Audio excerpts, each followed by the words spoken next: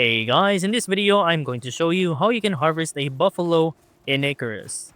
Now when you're just starting the game, you're pretty much just running around with a stone knife and a bone knife.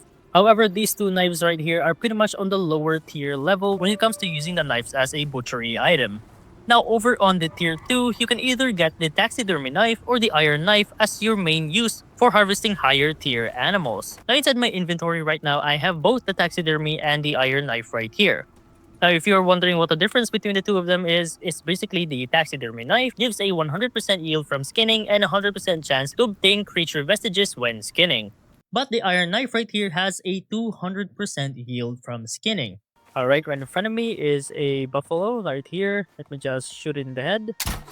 I'm going to use the iron knife on both of them. As you can see right here, I can harvest the buffalo with the use of an iron knife. And do make sure once you're done harvesting it, make sure to use your axe or your pickaxe to break down the skeleton of the buffalo.